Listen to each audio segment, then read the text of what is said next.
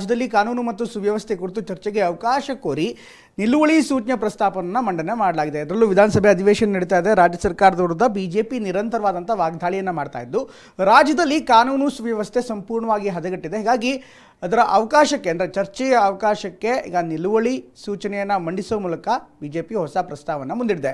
ಪ್ರಸ್ತಾಪ ಮಂಡನೆಗೆ ಅನುಮತಿ ಕೋರಿದಂಥ ವಿಪಕ್ಷ ನಾಯಕ ಆರ್ ಅಶೋಕ್ ಈ ವೇಳೆ ಆಡಳಿತ ಪಕ್ಷ ಮತ್ತು ವಿಪಕ್ಷಗಳ ನಡುವೆ ಸಾಕಷ್ಟು ಮಾತಿನ ಚಕಮಕಿ, ವಾದ ವಿವಾದ ಕೂಡ ಆಯಿತು.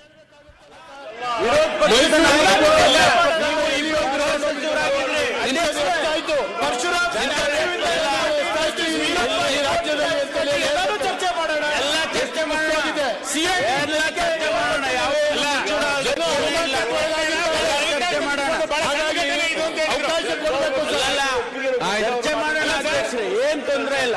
ಇಲ್ಲ ಅಧ್ಯಕ್ಷರೇ, ಚರ್ಚೆ ಮಾಡೋಣ. ಜಸ್ಟಿಸ್ ವೀರಪ್ಪ ಕಮಿಟಿದು ಮಾಡೋಣ,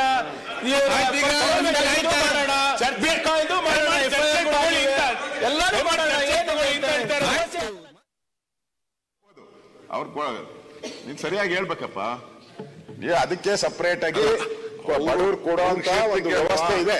ಅವ್ರ ಕ್ಷೇತ್ರಕ್ಕೆ ನೀರು ಕೊಡಿಸಿದ್ರಂತ ಅವ್ರಿಗೆ ಹೆಸರು ಬರಲ್ವಾ? ಕಾರ್ಪೊರೇಷನ್ ಇದೆ, ಕಾರ್ಪೊರೇಷನ್ ಅವರು ಅಥವಾ ಸ್ಲಂ ಬೋರ್ಡ್ ಅವರು MLA ಅಭಿವೃದ್ಧಿ ಎಲ್ಲ ಕೊಡೋರ್ಗು ಎಲ್ಲ MLA ಕೊಡೋದನ್ನ ಅದನ್ನ ಅಲ್ಲಿ ಡೈವರ್ಟ್ ಮಾಡೋ ಅನ್ನೋದು ಸರಿಯಲ್ಲ. ಮೂಲಭೂತ ಸೌಲಭ್ಯ